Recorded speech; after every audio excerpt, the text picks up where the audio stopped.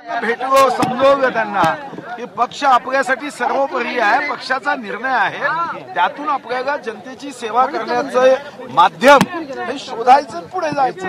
त्याच्यामुळे 2 दिवस काही मी नाराज होतो म्हणून आलो नाही, तुम्ही टीव्ही चॅनल्सवर काही दाखवाल, पण मी अगोदरच सांगितलं माझ्या नावातच सुधीर आहे आणि मी इतके वर्ष पक्षाची सेवा केली आहे। पुढेही पक्षाला निश्चितपणे कार्यकर्त्यांच्या माध्यमातून अजून किती चांगल्या पद्धतीने संघटन वाढवता येईल, पण कार्यकर्ते जर आले आणि मी विधानभवनात राहिलो असतो तर निश्चितपणे कार्यकर्ते परत गेले असते आणि म्हणून कार्यकर्त्यांना भेटायची माझी जबाबदारी। पक्षाने तुमच्याकडे दुसरा विचार केला म्हणजे त्यांनी कुठला धीर दिलाय का तुम्हाला?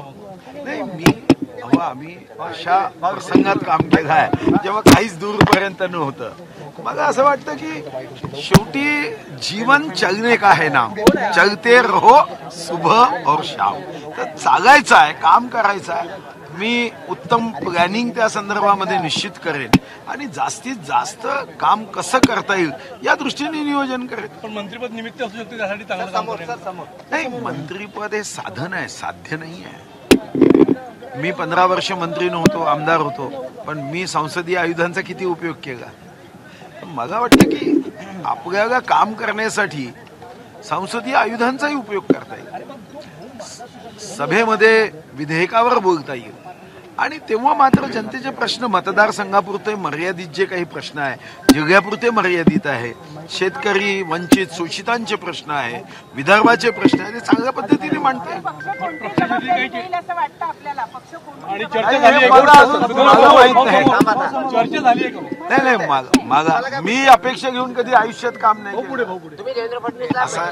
नाही, माझी भेट होईल, बावनकुळेंची आज भेट आहे, भेट होईल, पण ते त्याच्यासाठी काही पद नाही म्हणून भेटायला जायचं हा माझा स्वभाव नाही आहे। माझा स्वभाव पदासाठी काम करण्याचा कधीही नव्हता। मी प्रदेश अध्यक्ष असताना पुन्हा दुसऱ्यांदा व्हावं म्हणून कधी गेलो नाही कोणाच्या दारात आणि मी दारात जाती नाही।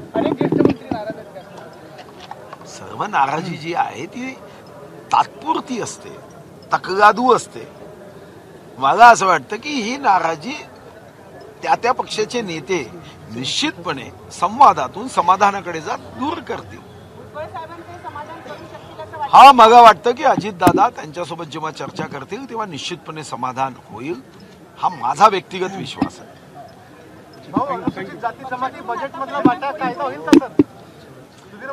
नाही, म्हणजे राज्यामध्ये अनुसूचित जाती जमातीला आपण देतोच, म्हणजे साधारणतः 9.6% किंवा 8% आपण आदिवासी बांधवांना देतो। 11% जास्त निधी आपण राज्यामध्ये अनुसूचित जाती बांधवांना देतो। फक्त पैसे हा विषय नसून प्रत्येक पैशाचा उपयोग हा या 2 अनुसूचित जाती जमातीच्या शेवटच्या व्यक्तीला मुख्य प्रवाहात आणण्यासाठी याचं नियोजन योग्य पद्धतीने करण्याचा प्रयत्न झाला पाहिजे। जो मला आठवतं की मी अर्थमंत्री असताना आम्ही पेसा गावातील साधारणतः 2885 गावांना थेट 5% निधी दिला, किंवा देवेंद्रजीच्या नेतृत्वामध्ये आम्ही 5% नामांकित शाळांमध्ये प्रवेश दिला, किंवा तुम्हाला आठवत असेल ज्यांना हॉस्टेलमध्ये जागा मिळत नाही त्यांना एक रकमी मदत वर्षाला केल्या जायची। तर अशा पद्धतीने आपल्याला पुढे जावं लागतं। आता भविष्यात कदाचित आदिवासी बांधवांसाठी, तरुण तरुणींसाठी आपल्याला स्वतंत्र MIDC करून त्यांना रोजगारक्षम कसं करता येईल या दृष्टीने आपल्याला काम करावं लागेल। तर या साऱ्या ज्या काही गोष्टी आहेत ते मला विश्वास आहे की आमचं सरकार टप्प्याटप्प्याने करेल। 75 वर्षानंतर पहिल्यांदा राष्ट्रपती या आमच्या आदिवासी भगिनी दीदी द्रौपदी मुर्मू झाल्या आहेत। तर माननीय मोदीजींच्या नेतृत्वामध्ये अनुसूचित जाती असेल किंवा जमाती यांना मुख्य प्रवाहात आणणं गरजेचं आहे, तोपर्यंत आमचा देश प्रगतीच्या पथावर वेगाने पुढे जाऊ शकणार।